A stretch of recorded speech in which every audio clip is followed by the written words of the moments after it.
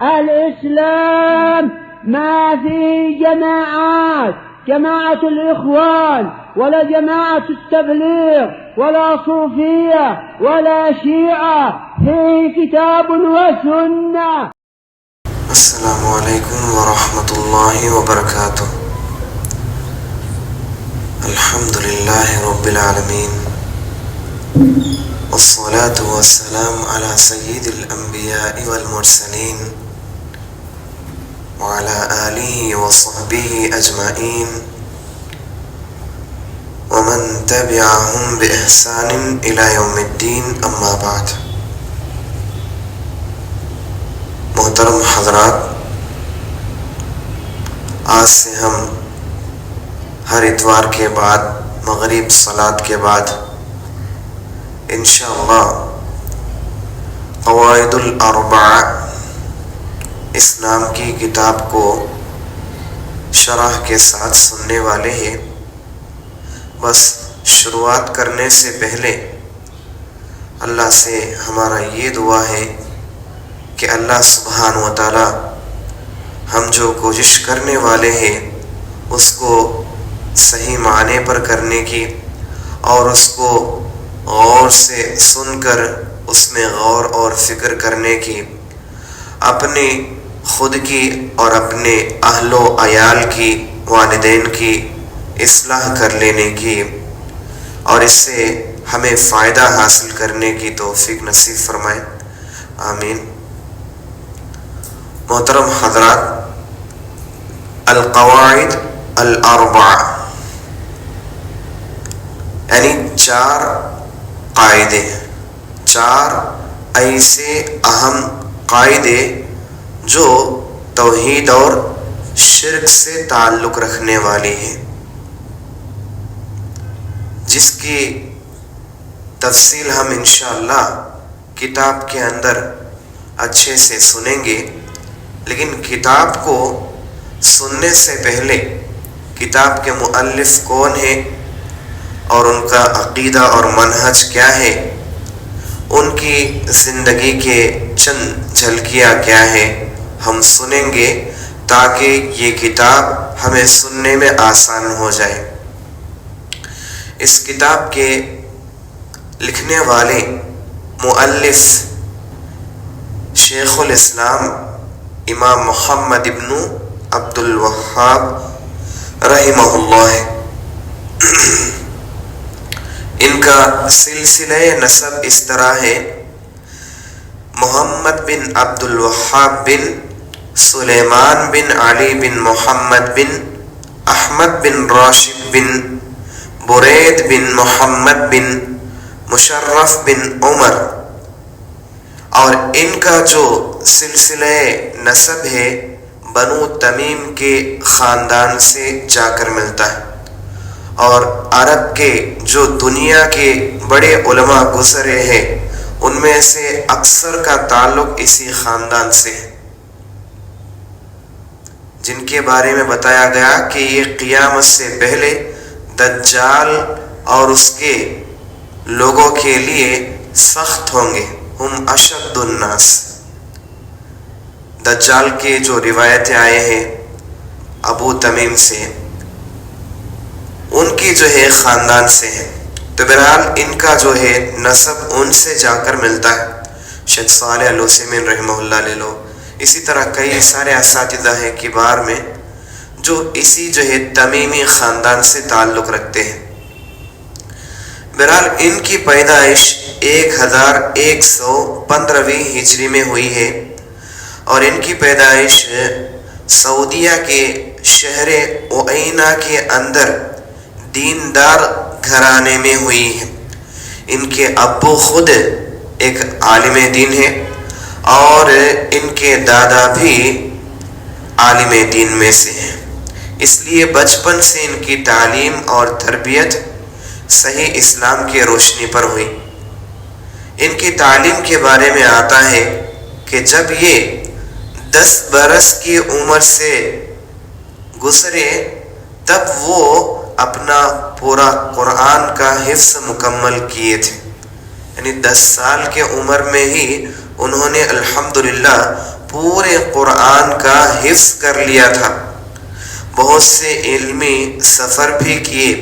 اس سلسلے میں آپ نجد، مکہ اور مدینہ ایسے بڑے بڑے شہروں کے طرف رجوع کیے تاکہ وہاں جا کر بڑے علماء سے ملاقات کر پائے اور ان سے علم حاصل کر پائے، اور انہوں نے محنت کیا اور اس محنت کو اللہ نے قبول بھی کیا۔ ان کے اساتذہ میں سے کون آتے ہیں؟ آپ کے مشہور مشائخین میں سے شیخ ابراہیم شمری اور ان کے بیٹے عبداللہ بن ابراہیم شمری تھے، اور انہی مشائخین نے آپ کو شیخ محمد حیات سندھی رحمہم اللہ ان کے پاس بھیجا، جن سے آپ نے احادیث وغیرہ کا علم حاصل کیا۔ آپ کو مطالعہ اور تالیف اور تصنیف کا بہت شوق تھا، یہاں تک کہ جتنے بھی امام ابن تیمیہ رحمہ اللہ کے کتب تھے اور جتنے بھی ان کے شاگرد امام ابن القیم رحمہ اللہ کے کتب تھے، اس کے زیادہ شوقین تھے، بہت زیادہ ان کے کتابوں پر مطالعہ کیا کرتے تھے، اور جو بھی تحریر کرنا ہوتا زیادہ ان کی کتابوں سے حوالے دیا کرتے تھے۔ آپ نے سلفی دعوت و توحید کا پرچار فرمایا اور آل سعود کے حکام کے ساتھ مل کر شرک و بدعات کا قمع فرمایا۔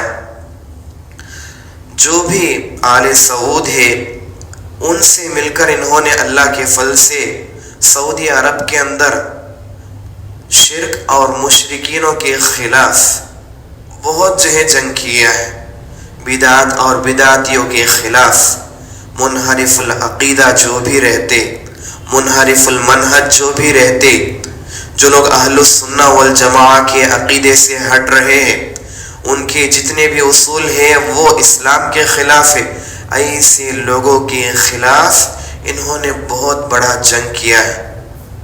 ان کے بارے میں علماء بتاتے ہیں یہ جب عرب میں تھے تب کئی سارے لوگ ستاروں کی عبادت کرنے والے تھے، اسی طرح کئی سارے اللہ سبحانہ و تعالیٰ کے فرشتوں کی عبادت کرنے والے تھے، اسی طرح کئی سارے لوگ عرب جیسی زمین کے اوپر مردوں کی عبادت کرنے والے تھے، ان کے مردوں پر درگاہ بنا کر وہاں پر عبادت کیا کرتے تھے، یہاں تک کہ کئی سارے صحابہ کے قبروں جو قبے بنے ہوئے تھے وہاں جا کر یہ لوگ عبادت کیا کرتے تھے۔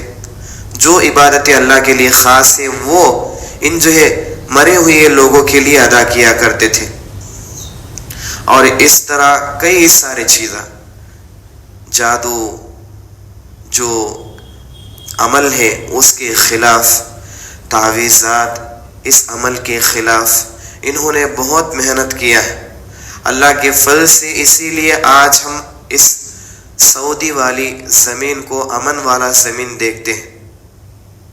بعد میں شیخ ربیع بن ہادی المدخلی حفظہ اللہ کا قول آئے گا، اس میں آپ کو پتہ چلے گا کہ اگر اللہ سبحانہ و تعالی شیخ الاسلام امام محمد ابن عبد الوہاب رحمہ اللہ جیسے استاد اور عالم ہمیں نصیب نہیں کرتے تو آج آپ لوگ دیکھتے کہ لوگ وہاں اللہ کے بجائے مردوں کی عبادت کرتے، خبروں کی عبادت کرتے، لیکن اللہ نے ہمارے لیے بہت بڑا رحم کیا ہے الحمدللہ۔ بہرحال ان کے کتب کے بارے میں اساتذہ نے بتایا ہے، ایک دو کتابیں چھوڑ کر ان کے جتنے بھی کتب ہیں بہت چند ہی صفحات پر موجود ہیں، لیکن اللہ نے کئی سارے علماء کے ذریعے سے ان کے کتابوں کا شرح فرمایا۔ یہ مثال کے طور پر قواعد الاربعہ ہی کو لے لو، تقریباً 15-20 کبار العلماء اس کتاب کی تفسیر کر چکے، اس کتاب کی شرح بیان کر دیے، کیونکہ ان کی جتنے بھی کتابیں ہیں وہ دیکھنے میں مختصر ہوں گے لیکن معنن و مطلباً یہ بہت جامع ہوتی ہیں، جن کا ہر مسلمان کو سیکھنا فرض عین ہے، جن کا ہر مسلمان کو جاننا بہت لازمی ہے۔ اگر آج وہ اپنے آپ کو مسلمان بیان کرنا چاہتا ہے تو اول ان کتابوں کو سیکھے، تب جا کر وہ کہا ہے اس کو پتہ چلے گا۔ بہرحال ان کے کتب کے بارے میں آپ کے مشہور تصانیف میں سے کتاب التوحید ہے، جو دنیا کی سب سے بہترین عقیدے کی کتابوں میں سے آتی ہے، اور اسی طرح اصول الثلاثہ ہے، اور اسی طرح قواعد الاربع جس کتاب کو ہم لوگ پڑھنے جا رہے ہیں الحمدللہ وہ کتاب ہے، کشف الشبہات ہے، اور مسائل الجاہلیہ ہے، اصول الستہ ہے، فضائل الاسلام ہے، تفسیر سورۃ الفاتحہ ہے، اور اسی طرح کئی سارے الگ سے رسالے ہیں۔ بہرحال اللہ سبحانہ و تعالیٰ سے ہم دعا کرتے ہیں کہ مرحوم پر اللہ سبحانہ و تعالیٰ غریق رحمت فرمائے اور ان کو علیین میں اعلیٰ مقام نصیب فرمائے، اور ان کا حساب اللہ سبحانہ و تعالیٰ سیدھے طرف والوں میں سے فرمائے، اور ان کو جنت میں اعلیٰ مقام نصیب فرمائے۔ جنت میں اللہ سبحانہ و تعالیٰ ہمیں ہمارے استاد سے ملاقات کرنے کا، وہاں بھی اللہ سبحانہ و تعالیٰ کی توحید کے درس کو ان سے حاصل کرنے کا، وہاں پر اللہ کی سب سے بڑی نعمت اللہ کی عبادت میں زندگی گزارنے کا توفیق نصیب فرمائے، آمین۔ بہرحال استاد رحمہ اللہ کے بارے میں چند اساتذہ کے اقوال ہم سنیں گے۔ شیخ صالح الوحیدان حفظہ اللہ فرماتے ہیں، اللہ تعالیٰ کے فضل پر آپ رحمہ اللہ کی دعوت سے ہی جزیرہ عرب میں پہلی سلفی ریاست قائم ہوئی ہے۔ پہلا جو سلفی اسٹیٹ بنا ہے اللہ سبحانہ و تعالیٰ کے نبی صلی اللہ علیہ وسلم کے جانے کے بعد اور خلفائے راشدین اور صحابہ کے جانے کے بعد، جو اللہ سبحانہ و تعالیٰ اسلاف کے ذریعے سے ہم تک پہنچایا، اس دین کے اعتبار سے ایک نیا اسٹیٹ پورے دنیا میں اللہ سبحانہ و تعالیٰ امام محمد ابن عبد الوہاب رحمہ اللہ کے ذریعے سے دولہ سعودی عرب میں قائم فرمایا ہے، اور درمیان میں ایسا کبھی نہیں ہوا۔ صحابہ کے جانے کے بعد کئی سارے سلطنتیں آئی، لیکن وہ تمام سلطنتیں عقیدے کے لحاظ سے انحراف میں تھی، منہج کے اعتبار سے انحراف میں تھی، اصول نہیں جانتی تھی، سنت پر نہیں تھی بلکہ بدعت پر تھی، یہاں تک کہ فسق و فجور کھلم کھلا چلتا تھا۔ یہ سب تھا ان سلطنتوں میں۔ اصل مقصد دبدبہ اور عہدوں کو لازم پکڑنا، اور اسی طرح اپنے پوزیشن کو باقی رکھنا، اور مسلمانوں کے لیے مدد کے لحاظ سے ساتھ رہنا، انہی اصولوں پہ وہ سلطنتیں بنی، لیکن وہ شرعی ناحیے سے سلطنتیں نہیں بن پائی۔ اب پہلا جو سلطنت بنا سلفی اسٹیٹ، یہ اللہ سبحانہ و تعالیٰ موصوف امام محمد ابن عبد الوہاب رحمہ اللہ کے ذریعے سے کیا ہے۔ تو وہی بات وہ بتا رہے، دنیا میں بہت سارے علماء ہیں، آپ دیکھ لو، امام ابن تیمیہ رحمہ اللہ ہو، امام ابن القیم رحمہ اللہ ہو، ان سے پڑھے استادوں کے استاد امام اہل السنہ والجماعہ احمد بن حنبل رحمہ اللہ ہو، امام ابن بطہ رحمہ اللہ ہو، امام بربہاری رحمہ اللہ ہو، ایسا بول لیتے گئے تو ہزارہ ہے اساتذہ جو ہمارے مرحومین ائمہ محدثین فقہا کئی سارے ہیں۔ اللہ سبحانہ و تعالیٰ ان تمام کے اوپر اپنے رحمت کو نازل فرمائے، آمین۔ تو بہرحال ان تمام سے بھی نہیں ہوا سو کام اللہ امام محمد ابن عبد الوہاب رحمہ اللہ سے لیا، تو یہ بہت امام کے حق میں شرف کی بات ہے، الحمدللہ۔ شیخ صالح الوحیدان آگے فرماتے ہیں اس مبارک سلفی دعوت کی بدولت ایک ایسی ریاست قائم ہوئی کہ جو دعوت توحید دیتی اور لوگوں کو اخلاص عبادت کی تعلیم دیتی۔ جزیرہ عرب میں شرک منتشر تھا، قبروں سے تبرک لیا جاتا تھا، غیر اللہ سے طلب حاجات عام تھا۔ پھر اللہ تعالیٰ نے نجد اور عام جزیرہ عرب کو اس سے نجات بخشی، الحمدللہ۔ تو بہرحال جو امام مؤلف رحمہ اللہ کے ذریعے سے اللہ نے بہت کام لیا ہے۔ شیخ ربیع بن ہادی المدخلی حفظہ اللہ نے فرمایا ہے، اللہ کی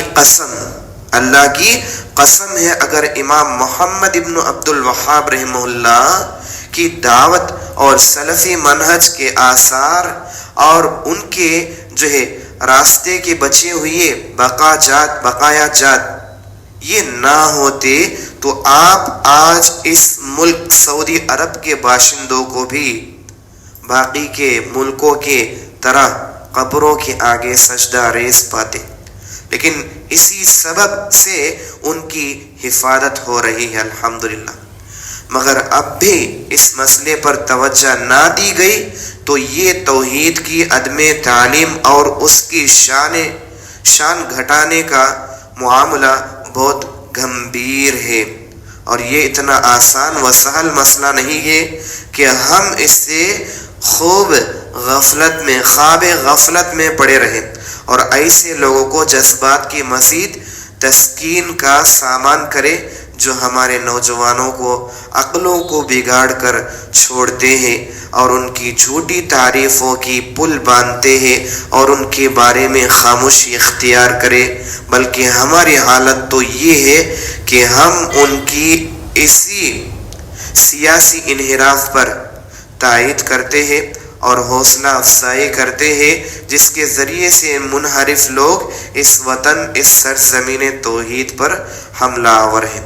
بہرحال ان نوجوانوں کے لیے نصیحت بھی فرما رہے جو اسلاف کے منہج کو چھوڑ کے، جس دعوت کو امام محمد ابن عبد الوہاب رحمہ اللہ لائے، اس دعوت کا معرفت کو چھوڑ کے جذبات میں آنا، جو بھی ماحول میں مسلمانوں پہ ظلم ہوتا ہے اس پر جو ہے جذبات میں آنا، اور جو بھی اخوانی اور حزبی قسم کے ذہنہ رکھنے والے ایسے لوگوں کا ساتھ دینا، یہ جو نوجوانوں کا بڑا طبقہ گمراہ ہوتے جا رہا ہے، مبتدیوں سے دین لینا اور اس کو غلط نہیں سمجھنا، اصول کو پارا کر دینا، یہ سب جو ہے کرنے والے نوجوانوں کو نصیحت کر رہے کہ آپ سب کیا ہے اس کو خیال کریں، کیونکہ اس کے بغیر آپ کے لیے امن ممکن ہی نہیں ہے، اس کے بغیر امن ممکن ہی نہیں۔ بہرحال انہوں نے بہت کوشش کیا ہے، الحمدللہ۔ امام محمد ابن عبد الوہاب رحمہ اللہ نے خاص کر منہج میں اول مسلمان کو مسلمان بنانا سکھا۔ اسلام میں سب سے اول کیا ہے؟ شہادتین۔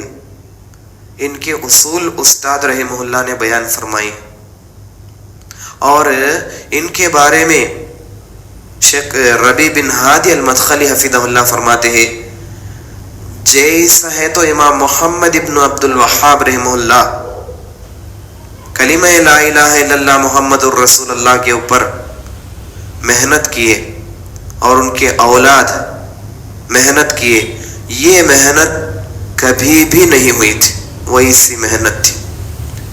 کلمہ لا الہ الا اللہ کا صحیح معنی کیا اور اس کے غلط معنیاں جن کو لوگوں نے گھڑ لیا ہے، اب وہ کیا ہے انہوں نے بیان کیا ہے۔ اب اس کے ارکان کیا ہو، اب اس کے اقسام کیا ہو، انہوں نے بیان کیا۔ اب ان کے شروط کیا ہو، اب ان کے جو بھی نواقضات ہیں وہ کیا ہو، اب ان کے حقوق کیا ہو، یہ سب امام مؤلف رحمہ اللہ نے اللہ سبحانہ و تعالیٰ کے فضل سے بعد میں آنے والی امت کو دیا ہے۔ اور ایسی محنت اس کلمے کے اوپر بہت کم ہوئی تھی۔ اللہ سبحانہ و تعالیٰ نے سب سے زیادہ ان سے ہی کلمہ لا الہ الا اللہ کی تفصیلی علم ہمیں سمجھایا، جن سے ہم لوگ خود توحید پر ہے یا شرک پر ہے اس کی حقیقت کو معلوم کر سکتے ہیں۔ تو اس طرح بہرحال بہت کوشش ہوئی، جیسا کہ ربیع بن ہادی المدخلی حفظہ اللہ فرماتے ہیں، خاص کر جو بھی لوگ ہیں اپنے آپ کو مسلمان بیان فرماتے ہیں، مثال کے طور پر یہاں وہ نام لیے صوفی لوگ ہیں اور شیعہ میں روافض کے لوگ ہیں، یہ سب جو ہے بہت کوشش کی موصوف رحمہ اللہ کی دعوت کو روکنے کے لیے اور ان کی دعوت کو توڑنے کے لیے بہت کوشش کی، لیکن اللہ سبحانہ و تعالیٰ کا فضل ہے، جن پر اللہ کی رحمت ہے ان تک یہ منہج پہنچ رہا ہے الحمدللہ۔ لیکن آج بھی صوفی لوگ، روافض لوگ اور اخوانی اور حزبی، یہ سب جو ہے امام محمد ابن عبد الوہاب رحمہ اللہ کی دعوت سے لوگوں کو دور رکھتے ہیں، ان کی منہج سے جو ہے لوگوں کو دور رکھتے ہیں۔ ہمارے علماء کون ہیں؟ ہمارے علماء کے کتابیں کیا ہیں؟ معروف کتابیں، ان چیزوں سے لوگوں کو دور رکھتے ہیں، بس واعظ و نصیحت۔ بہرحال اللہ خیر فرمائے۔ بہرحال ہم انشاءاللہ کتاب کی شروعات کریں گے۔ کتاب کا نام کیا ہے؟ کتاب کا نام ہے القواعد الاربعہ، 4 قاعدے۔ اور یہ کن کے بارے میں کیا ہے؟ شیخ صالح الفوزان حفظہ اللہ بیان کریں گے۔ القواعد جمع قاعدہ، قاعدہ کا جمع ہے القواعد، اسی سے القواعد الاربعہ۔ والقواعد هي الأصل الذي يتفرع عنه مسائل كثيرة أو فروع كثيرة۔ قاعدہ مطلب ایک ایسا اصل ہے، ایک ایسی بنیاد اور جڑ ہے جن سے کئی سارے مسائل باہر پڑتے ہیں، جن سے کئی سارے باتیں معلوم ہوتی ہیں۔ اب اس چیز کو قاعدہ کہتے ہیں۔ ومضمون هذه القواعد الأربعة التي ذكرها الشيخ رحمه الله معرفة التوحيد ومعرفة الشرك۔ اور یہ جو کتاب ہم پڑھنے والے ہیں قواعد اربعہ، اس کتاب کا مضمون ہی یہی ہے، ٹاپک ہی یہی ہے، معرفت التوحید و معرفت الشرک، توحید کی معرفت کو حاصل کرنا اور شرک کی معرفت کو حاصل کرنا، اور ان کو جیسا ہے تو پہچاننا ہے ویسا پہچاننا، توحید میں آگے بڑھنا، شرک سے دور رہنا۔ اس کتاب سے آپ کو معلوم ہوگا کہ کون موحد ہے اور کون مشرک ہے، اور اسی طرح کون حزب اللہ میں سے ہے اور کون حزب الشیاطین میں سے ہے، آپ کو اس کتاب سے معلوم ہوگا۔ وما ہی القاعدہ فی التوحید، کہ توحید کا قاعدہ کیا ہے۔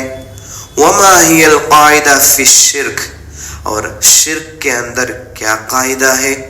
لأن کثیرا من الناس، یہ سب آپ جان لیں گے، لأن کثیرا من الناس یتخبطون فی ہذین الامرین، اس لیے کئی سارے لوگ اس مسئلے کے اندر کہ توحید کیا ہے اور شرک کیا ہے، ان دونوں مسئلوں کے اندر ٹھوکر کھائے اور غلطی کیے ہیں۔ یتخبطون فی معنی التوحید ما ہوا، کہ توحید کیا ہے اس کے معنی میں ٹھوکر کھائے ہیں، غلطی پر چلے گئے ہیں۔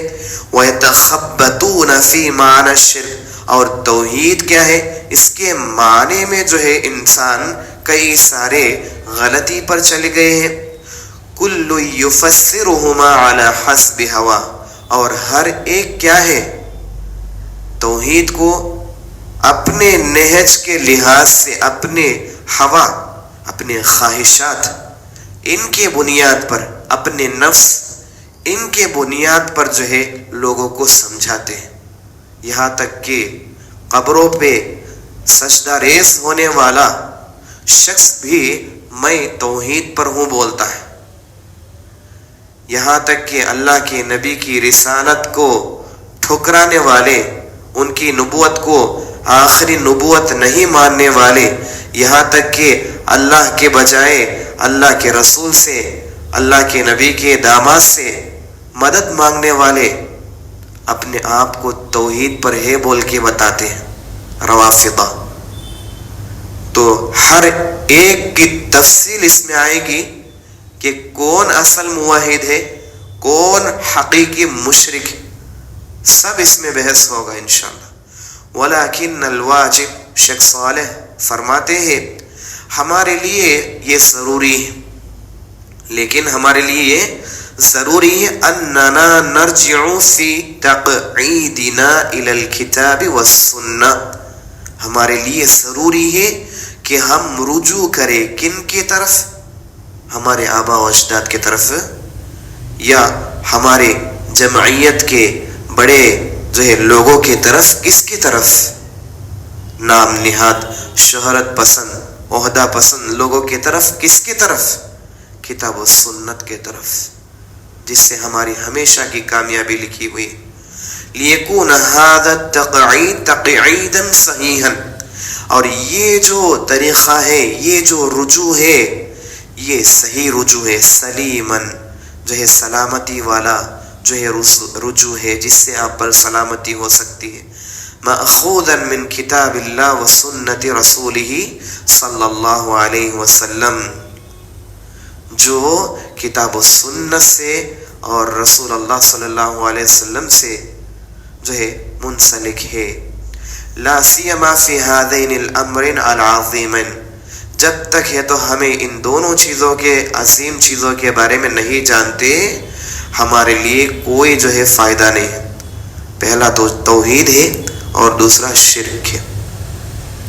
والشیخ لم یذکر هذه القواعد من عنده او من فکره كما يفعل ذلك كثير من المتخبطین، اور اکثر کہتے ہیں جب بھی ان کے سامنے، بہت بار ایسا ہوا ہے، توحید کے اقسام بیان کرتے بدعتی لوگ، یہ اقسام قرآن میں کہا ہے، حدیث میں کہا ہے، اس طرح سوال کرتے رہتے، اسی لیے وہ لوگ جو ہے عقیدے کے اعتبار سے اور منہج کے اعتبار سے بگڑے ہوئے ہیں۔ بہرحال شیخ رحمہ اللہ کی گواہی پر گواہی دیتے ہوئے شیخ صالح الفوزان حفظہ اللہ فرماتے ہیں کہ موصوف امام محمد ابن عبد الوہاب رحمہ اللہ نے جو بھی قواعد اس کتاب کے اندر بیان فرمایا ہے، اصل میں یہ ان کے اپنے طرف سے نہیں ہے، اس بات کا ہمیں خیال کرنا۔ جیسا ہے تو خبط کرنے والے لوگا، خلط ملط کرنے والے لوگا، اپنے خواہشات کو دین میں جوڑنے والے لوگا ہے، ایسا جو ہے نہیں ہے شیخ کا منہج، بلکہ کیا ہے؟ وَإِنَّمَا أَخَذَ هَذِهِ الْقَوَاعِدِ مِنْ كِتَابِ اللَّهِ وَمِنْ سُنَّةِ رَسُولِ اللَّهِ وَسِيرَتِهِ صلی اللہ علیہ وسلم، بلکہ یہ جو قواعد ہے جن کو موصوف نے بیان فرمائی ہے، یہ اللہ کی کتاب سے لی گئی ہے اور سنت رسول اللہ صلی اللہ علیہ وسلم سے لی گئی ہے اور ان کی سیرت سے لی گئی ہے۔ فَإِذَا عَرَفْتَ هَذِهِ الْقَوَاعِدِ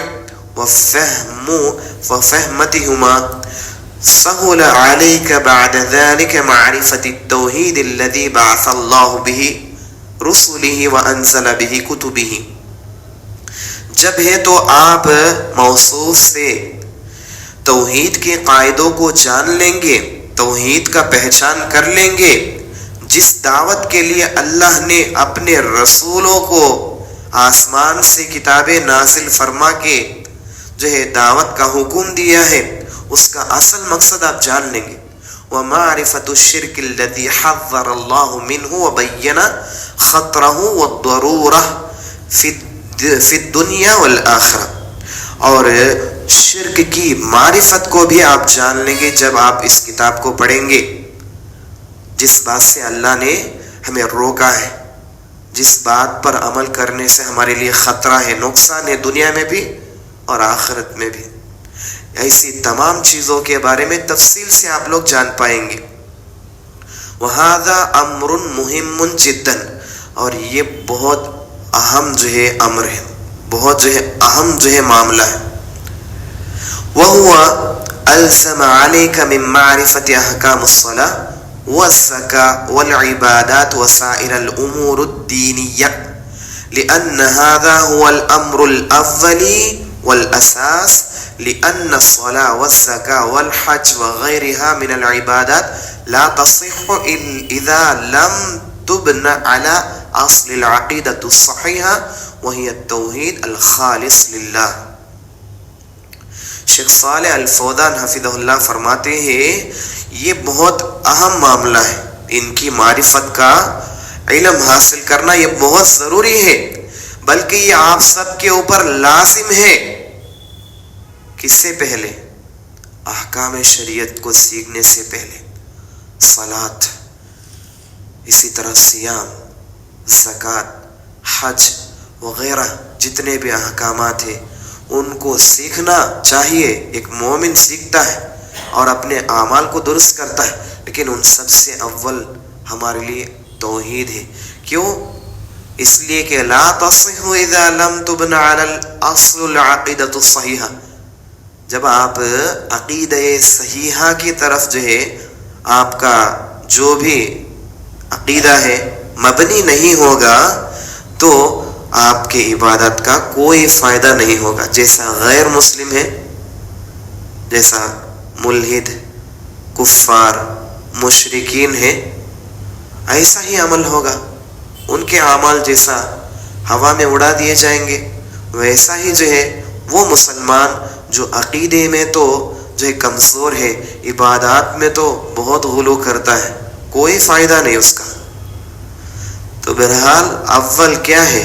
اللہ اکیلے کی خالص توحید کا معرفت. وقد قدم لهذه القواعد الأربعة بمقدمة عظيمة فيها الدعاء لطلبة العلم.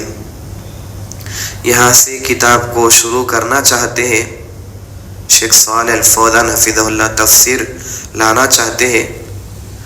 اس سے بھی پہلے ہم لوگ انشاءاللہ لفظ بسم اللہ الرحمن الرحیم کے بارے میں جانیں گے، کیونکہ امام مؤلف رحمہ اللہ نے اس کتاب میں ہوں، چاہے اس طرح کے انہوں نے جتنے بھی کتابیں لکھی ہیں ان تمام کتابوں میں بھی ہوں، اول جو ہے انہوں نے بسم اللہ الرحمن الرحیم کو لایا ہے. اب یہ کیا مسئلہ ہے؟ ایسا ہمارے علماء کس لیے کرتے ہیں؟ اول تو یہ ہے، جیسا کہ علماء کہتے ہیں، یہ اللہ سبحانہ و تعالیٰ کے طریقے کو اختیار کرنا ہے. دوسرا اپنے نبی کے طریقے کو اختیار کرنا ہے. اللہ سبحانہ و تعالیٰ کیا کیا؟ اپنے کتاب کا آغاز بسم اللہ الرحمن الرحیم سے کیا، اور اسی طرح جو اللہ کے نبی صلی اللہ علیہ وسلم جب بھی کچھ خط و کتابت فرماتے تو صحابہ کو اول بسم اللہ الرحمن الرحیم سے شروع کرنے کی نصیحت کرتے، جیسا کہ بخاری اور مسلم کی روایت ہے. عبداللہ بن عباس رضی اللہ عنہما سے مروی ہے کہ جب نبی اکرم صلی اللہ علیہ وسلم نے شاہ روم ہرقل کے نام خط لکھا تو فرمایا بسم اللہ الرحمن الرحیم من محمد ابن عبداللہ ورسولہ الی ہرقل عظیم الروم. کیا ہے؟ میں یہ خط اس اللہ کے نام سے لکھنا شروع کر رہا ہوں جو رحمان و رحیم یعنی بڑا مہربان اور نہایت رحم کرنے والا ہے.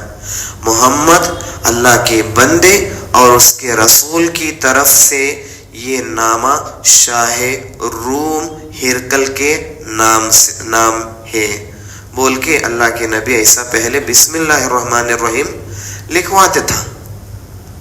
اور اس کے بارے میں اور تفصیل سے دیکھیے تو شیخ ربیع بن ہادی المدخلی حفظہ اللہ کے بڑے شاگردوں میں سے ایک شاگرد ہے جن کا نام فضیلت الشیخ خیثم بن محمد جمیل سرحان ہے، جو معہد الحرم کے سابق مدرس ہے اور مسجد نبوی کے جو ہے بڑے اساتذہ میں سے ان کا شمار ہوتا ہے۔ بہرحال اللہ کے فضل سے انہوں نے بھی بہت اچھے کتابیں لکھی، خاص کر امام محمد ابن عبد الوہاب رحمہ اللہ کی کتابوں کو چھوٹا بچہ بھی آرام سے پڑھ سکتا، ویسا کھلم کھلا کر کے الحمدللہ انہوں نے کتابوں پر محنت کی۔ بہرحال جو ہے یہ وہاں کے بڑے اساتذہ میں سے ہے، ان کے پاس استاد شیخ ربیع کا تزکیہ توصیہ سب کچھ ہے الحمدللہ۔ بہرحال یہ کیا ہے، یہ بتاتے ہیں کہ 4 چیزیں ہیں جن کے بنیاد پر ہمارے اسلاف ایسا کیا کرتے تھے، یعنی شروعات میں کچھ بھی لکھنے سے پہلے بسم اللہ الرحمن الرحیم لکھا کرتے تھے۔ پہلا تو یہ ہے قرآن کریم اور انبیاء و رسول علیہم السلام کی پیروی کرتے ہوئے، قرآن کریم اور انبیاء علیہم السلام کی پیروی کرتے ہوئے۔ قرآن کا بھی یہی منہج ہے، اول بسم اللہ سے آغاز ہوا، اور انبیاء کا بھی مثال کے طور پر نبی کے بارے میں ہم لوگ سنے صلی اللہ علیہ وسلم کہ وہ شروعات کس سے کرتے؟ خط و کتابت بسم اللہ الرحمن الرحیم سے کرتے۔ دوسرا وجہ یہ ہے کہ ہر وہ اہم کام جو اللہ کے نام سے شروع نہ کیا جائے وہ ناقص ہے۔ یہ روایت ہے لیکن اس پر کلام ہے، پھر بھی علماء اس پر عمل کرتے ہیں، اس روایت کی بنیاد پر نہیں، اسلاف پر جو انہوں نے پایا ہے اس طریقے کے مطابق ایسا ہے۔ اور علماء سلف رحمہ اللہ جتنے بھی ہیں ان سب کا یہ عمل تھا، جیسا کہ امام محمد ابن عبد الوہاب رحمہ اللہ ہے، اور ان سے پہلے ہو ان کے بعد میں آنے والوں جتنے بھی اساتذہ ہیں، بڑے علماء گزرے، سب کا بھی یہی منہج ہے۔ اور اللہ کے نام سے شروع کرنے میں جو برکت ہے اس کو حاصل کرنے کے لیے یہ 4 وجہ ہے جس کی وجہ سے یہاں پر مؤلف رحمہ اللہ نے بسم اللہ الرحمن الرحیم سے آغاز فرمائی ہے۔ شیخ عبد الرزاق البدر حفظہ اللہ قواعد الاربعہ کی کتاب کی شرح فرماتے ہوئے بسم اللہ الرحمن الرحیم کی بہت اچھی تفصیل لائے ہیں۔ وہ بتاتے ہیں بدأ هذه الرسالہ، موصوف رحمہ اللہ نے اس کتاب کو، اس رسالے کو بقولہ بسم اللہ الرحمن الرحیم، بسم اللہ الرحمن الرحیم کے قول سے شروعات کیا ہے۔ وَهَذِهِ كَلِمَةٌ يُبْدَأُ بِهَا فِي الدُّرُوسِ وَالْمُقَالَاتِ وَالْكُتُبِ وَالرَّسَائِلِ وَهِيَ مِفْتَاحٌ يُبْدَأُ بِهِ طَلَبًا لِعَوْنِ اللَّهِ تَبَارَكَ وَتَعَالَى وَتَوْفِيقِهِ وَتَسْدِيدِهِ۔ وہ کہتے ہیں کہ امام مؤلف رحمہ اللہ نے اس طرح اس لیے کیا ہے، یہ جو کلمہ ہے بسم اللہ الرحمن الرحیم، اس کو شروعات میں جیسا کہ وہ اس کتاب میں ہو، دوسری کتابوں میں ہو، دوسرے مقالات میں ہو، رسالوں میں ہو لائے۔ کیوں؟ وہی مفتاح یبدأ بہ طلبا لعون اللہ، یہ چابی ہے جس کے ذریعے سے ایک طالب علم اللہ سبحانہ و تعالیٰ سے جو وہ خدمت کرنے جا رہا ہے اس پر مدد مانگتا ہے اللہ سے، اور اس کی توفیق مانگتا ہے۔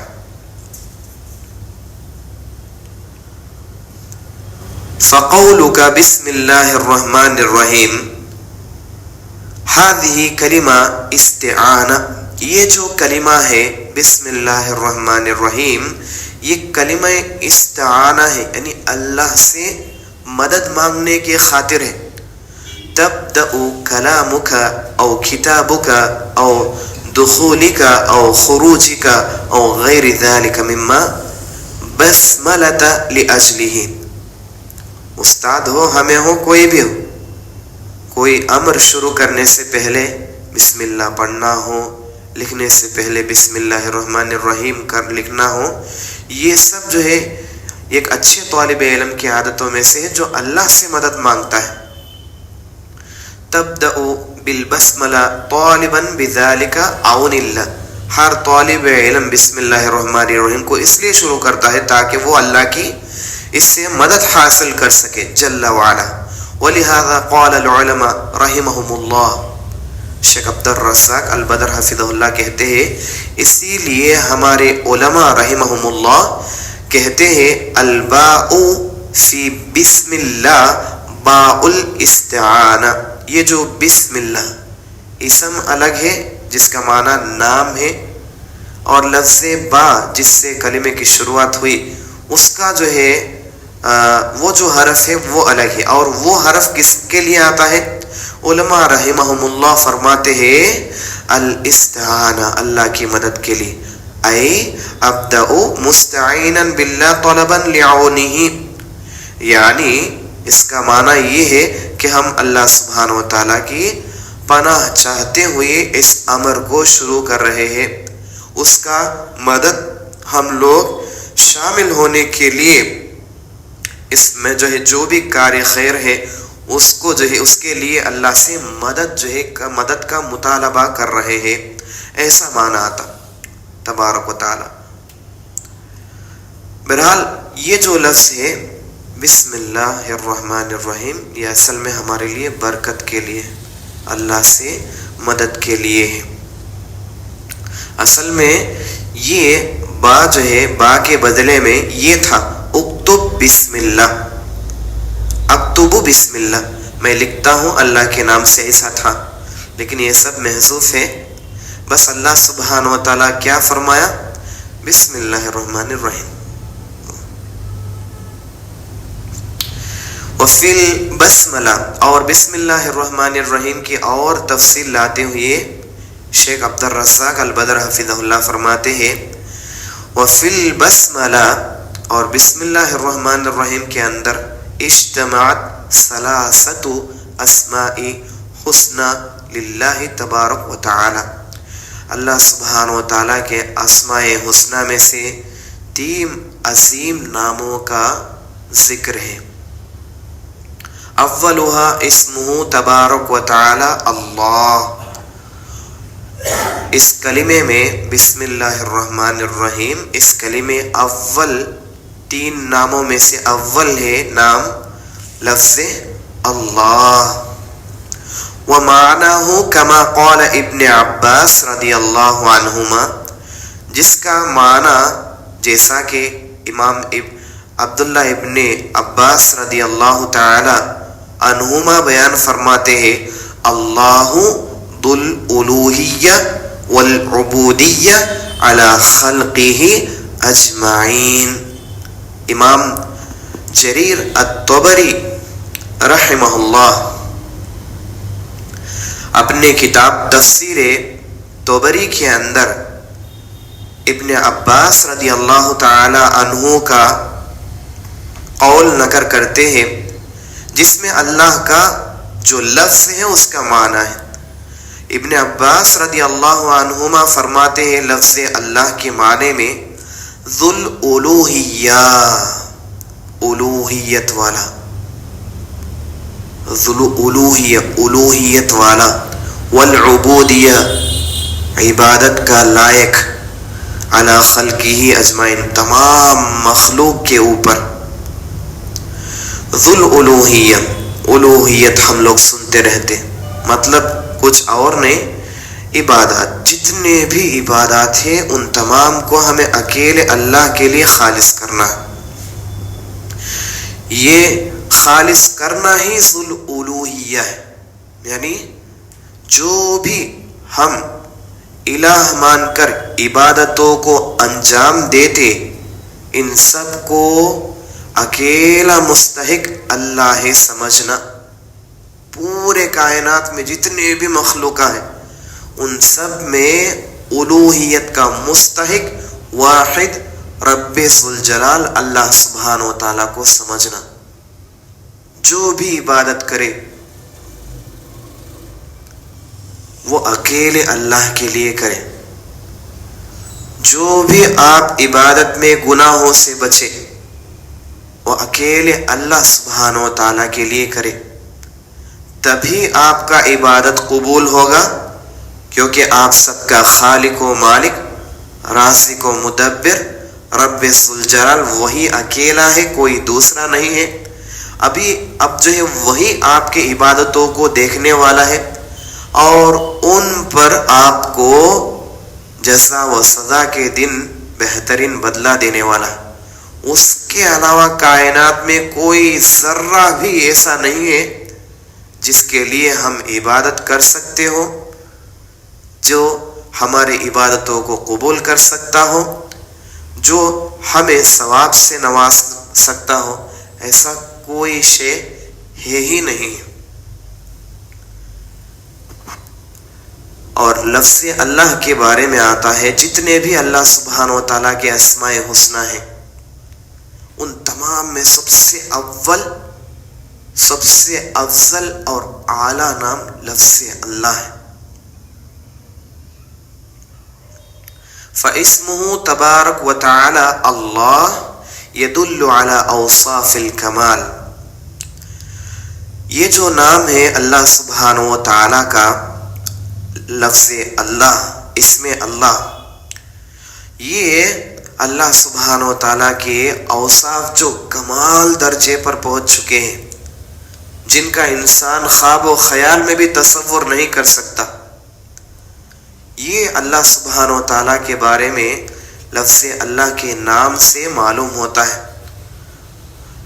وَنَعُوتُ الْجَلَالِ وَأَوْصَافُ الْعَظِيمَةِ، اور اس کی جاہ و جلالت اس نام سے ہمیں پتہ چلتی ہے، اور اس کی اوصاف کی عظمت ہمیں اس نام سے پتہ چلتی ہے۔ الَّتِي اسْتَحَقَّ بِهَا، جس کا وہ اکیلا کائنات میں مستحق ہے، تبارک و تعالی۔ أَن يُوَلَّهُ وَأَن يُعْبَدَ وَأَن يُخْضَعَ لَهُ وَيُذَلَّ جَلَّ وَعَلَا، تاکہ آپ کو اس پر محبت پیدا ہو جائے، آپ کو اس کی عبادت میں خشوع اور خضوع پیدا ہو جائے، اپنے آپ کو اللہ کے حوالے کر دینا، جو بھی ہے اللہ کا ہے بول کے سمجھ کے اس کے عبادات کو اس کے لیے خالص کرنا، اور ہر قسم کی جو ہے شرک سے اور اسی طرح کے جو بھی مشرکین کے اعمال ہیں، اس طرح کے طاغوت کی عبادت، شیطان کی عبادات سے جو ہے بچے رہنا، یہ سب چیزیں آپ لوگوں کے دلوں میں معلوم ہو جائے گی جب لفظ اللہ ہو یا دوسرے کمال کے درجے پر پہنچے جتنے بھی اللہ کے نام ہیں، اسماء حسنی، ان ناموں کو سمجھے تو آپ لوگوں کو معلوم ہوتا کہ آخر اللہ سبحانہ و تعالیٰ کون ہے، اللہ سبحانہ و تعالیٰ کی عظمت کیا ہے، وہ کتنا بڑا جاہ و جلالت والا ہے، ہمیں اسے اکیلے کی عبادت کس لیے کرنا ہے، اس کی مخالفت سے کس لیے بچنا ہے، یہ سب باتیں آپ لوگوں کو لفظ اللہ سبحانہ و تعالیٰ کی تفصیل سننے سے معلوم ہوتی ہے۔ جیسا کہ کسی انسان میں کوئی خاصیت ہے تو انسان اس بات کو پسند کرتا ہے کہ وہ اس کی صحبت میں رہے، اس کے ساتھ رہے، اس سے کچھ سیکھے، تو ایسے ہی جب اللہ سبحانہ و تعالیٰ کے بارے میں بھی معلوم ہو جائے گا انسان کو، تو وہ انسان اللہ سے محبت کرنے لگے گا اور اپنی عبادت کو اکیلے اللہ کے لیے خالص کرنے لگے گا، اور اسی طرح اپنے جو ہے اللہ کے آگے، اس کے احکامات کے آگے ہر طرح سے خشوع اور خضوع دکھانے لگے گا، اپنے آپ کو چھوٹا بنا لے گا، اپنے آپ کو اس کے احکامات کے تابع بنا لے گا، اللہ کی رضا کے لیے کہا، چاہے پورے دنیا سے لڑنے کے لیے اب اس کے اندر طاقت آ جاتی ہے۔ پورے دنیا کے لوگ میرے سے ناراض ہو گئے تو پرواہ نہیں، اللہ مانے میرے سے ناراض ہوئے جانے، ہرگز ذرا بھی یہ جو ہے چیز معلوم ہوتی اس کو۔ لفظ اللہ ہے تو بھی رحمان ہے تو بھی رحیم ہے تو بھی کتنے نام ہیں، ان سب کے بارے میں جاننے سے امام احمد بن حنبل رحمہ اللہ فرمائے کہ من عرف باسمائہ وصفاتہ، جو شخص ہے تو اللہ کے نامہ کو جانتا، اس کے صفات کو جانتا، اس کے اعمال کو جانتا، اس کے افعال کو جانتا جو اس کے لیے خاص ہے، تو اللہ سبحانہ و تعالیٰ کے اوپر اس کو اب محبت پیدا ہو جاتی ہے۔ بہرحال وَدَالٌ أَيْضًا عَلَى الْعُبُودِيَّةِ، یہ جو لفظ ہے لفظ اللہ، یہ خود اللہ کی عبادت کے طرف جو ہے دال ہے، یعنی دلیل ہے۔ الَّتِي هِيَ وَصَفَ الْعَبْدِ، اور یہ مخلوق جو بھی بندے ہیں نا ان لوگوں کے لیے صفت ہے۔ وَأَنَّ الْوَاجِبَ عَلَى الْعَبْدِ، اور ہر بندے کے لیے ضروری ہے أَن يَكُونَ عَبْدًا لِلْإِلَهِ، کہ وہ اکیلے اللہ کے بندے بنے، ذلیلا لہ، اپنے آپ کو کمزور کرتے ہوئے، خاضعا لجنابہ، اور اپنے بازوؤں کو جو ہے پست کرتے ہوئے، منکسرا، ٹوٹے ہوئے، بین یدیہ، جو ہے ٹوٹے ہوئے دل کے ساتھ، قائما بطاعتہ، اس کے اطاعت پر قائم رہتے ہوئے، وأوامرہ، اور اس کے احکامات، اوامر جو بھی ہے جن کا وہ حکم دیا ان پر قائم رہتے ہوئے۔ اطاعت کا معنی کیا ہے؟ اطاعہ، اس کا معنی کیا ہے؟ اساتذہ نے سب نے یہ بیان فرمایا ہے کہ کل من، جو بھی چیز جس کا ہے تو اللہ اور اس کے رسول حکم دیے ان پر عمل کرنا، یہ اطاعت ہے۔ اس میں دوسری بات بھی ہے، جو بھی چیز اللہ اور اس کے رسول صلی اللہ علیہ وسلم جس چیز سے ہے تو منع کرتے ہیں، ایسی چیزوں سے اپنے دامن کو بچائے رکھنا، یہ دو چیزیں ملائے تو اطاعت کا معنی آتا۔ کیا ہے؟ اللہ اور اس کے رسول جو بھی حکم دیے ان پر فالو ہونا، اللہ اور اس کے رسول صلی اللہ علیہ وسلم جس سے بھی منع کیے اس سے بچے رہنا، اس کا معنی اطاعت بولے تو۔ محققا العبودیۃ التي خلق لأجلها وأوجد لتحقیقها،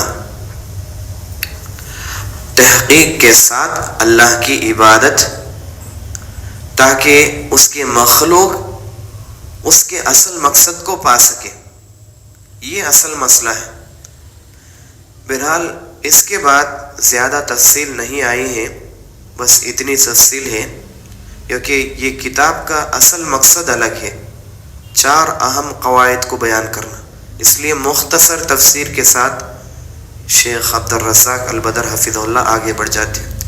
والرحمن والرحیم، لفظ اللہ کے بعد اور 2 نامہ آپ کو ہے اللہ کے، کون سے؟ وہ رحمان اور رحیم، اللہ کے لیے بہت پسندیدہ ناموں میں سے ہے عبد الرحمن، عبد الرحیم۔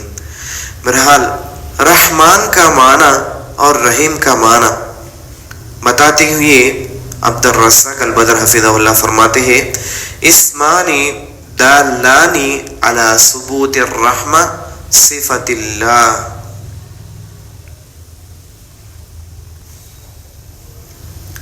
یہ 2 نام یعنی رحمان اور رحیم، یہ 2 نام دال ہے اللہ سبحانہ و تعالیٰ کی صفت رحمت کے اوپر، دلیل ہے، ثبوت کی دلیل ہے تبارک و تعالی۔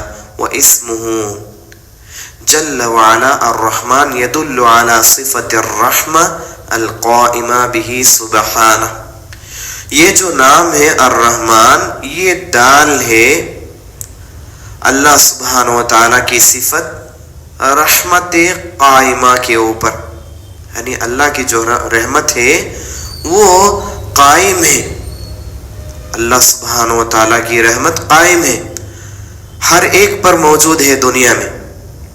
وَاسْمُهُ الرحیم دال علی تعلقها بالمرحومین،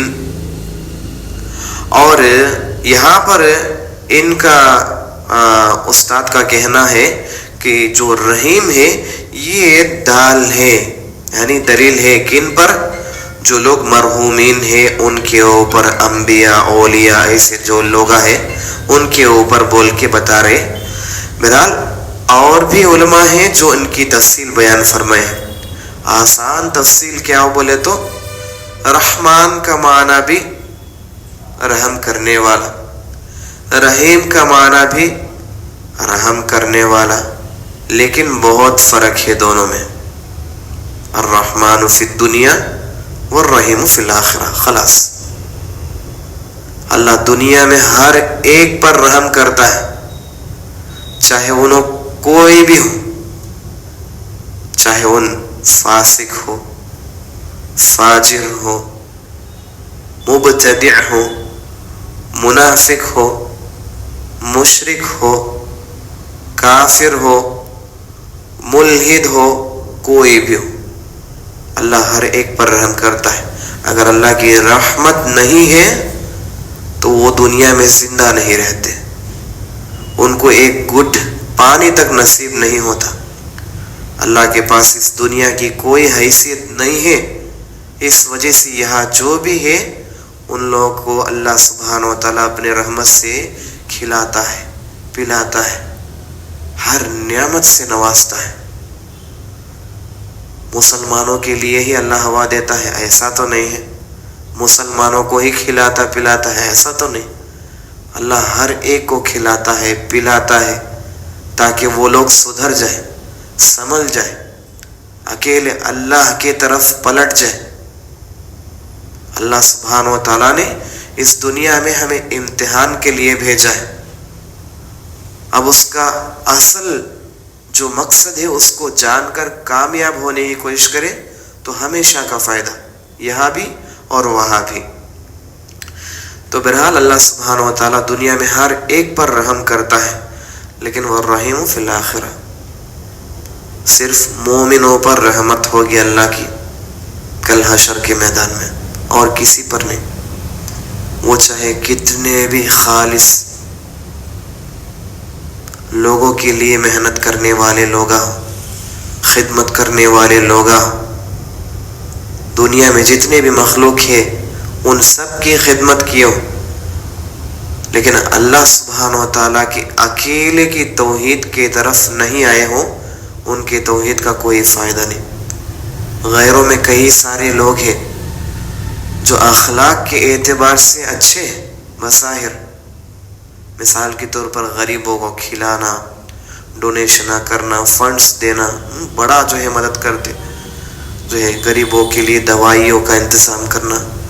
لیکن توحید کا سیل نہیں ہے تو پورے نیکیاں کرتے سو پورا ضائع ہو جاتے. جو بھی انہوں نے کیا ہے اس کا اجر اللہ دنیا میں دے دیا. اللہ انہوں کے ہاتھوں کو اٹھایا، پاواں کو اٹھایا، انہیں صحت دیا، یہ سب کام کرنے کی طاقت دیا. اگر اللہ نہیں کرتا تھا تو وہ لوگ یہ سب کرتے تھا. دنیا میں اتنے لوگ ہیں، سب کر سکتے کیا؟ نہیں، بہت چند لوگ ہیں. اللہ نے دیا، ان کو نام بھی دیا، عزت بھی دیا، لوگوں میں شہرت بھی دیا.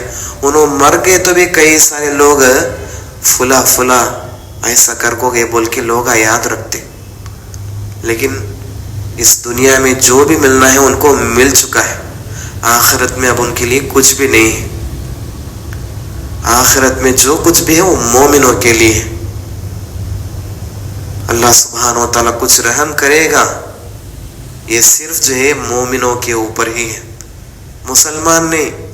مومن، مسلمان کے نام پر تو کئی سارے جو اللہ کی الوہیت میں، ربوبیت میں، اسماء و صفات میں الحاد اور کفر جیسے سوچوں کو رکھتے ہیں اور اسی بنیاد پر دعوت دیتے ہیں. تو مسلمان بول کے ہمیں مومن لوگوں کے اوپر اللہ سبحانہ و تعالیٰ کی رحمت ہوتی. بہرحال یہاں سے الحمدللہ کتاب شروع ہونے والی ہے.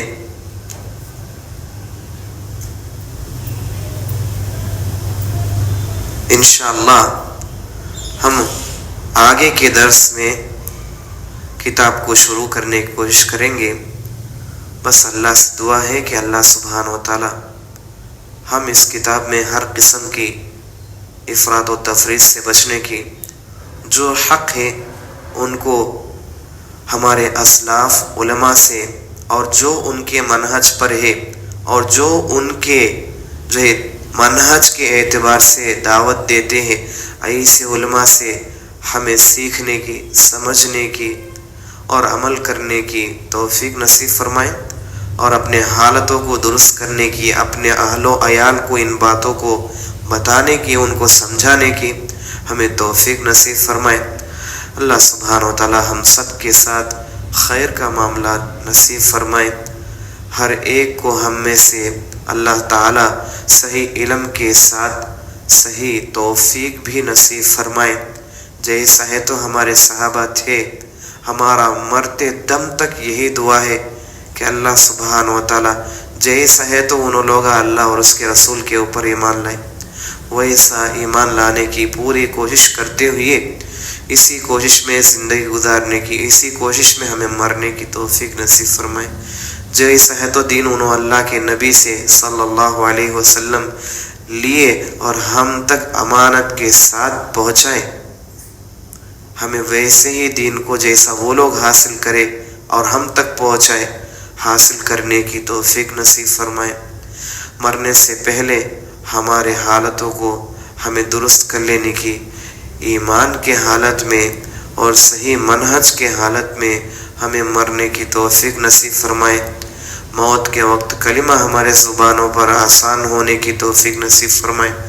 مرنے کے بعد علیین میں ہمارا شمار ہونے کی توفیق نصیب فرمائے، اور کل کے دن قیامت کے دن حشر کے میدان میں سیدھے طرف ہماری نیکیاں زیادہ بھاری ہونے کی، ہم سب کو جنت نصیب ہونے کی، جنت میں جنت الفردوس نصیب ہونے کی، جنت الفردوس میں بھی اللہ تعالیٰ اپنے عرش کے نیچے کا الوسیلہ کا مقام نصیب فرمانے کی توفیق نصیب فرمائے۔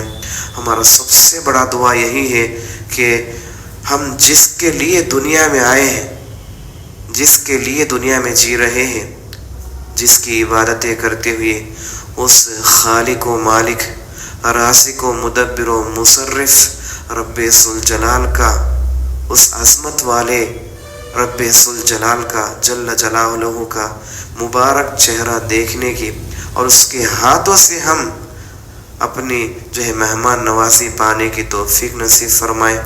اللہ ہمارے کمزور ایمان والوں کی دعاؤں کو قبول فرمائے۔ آمین۔ وآخر دعوانا الحمدللہ رب العالمین۔ سبحانک اللہم و بحمدک، اشہد ان لا الہ الا انت، استغفرک و اتوب الیک۔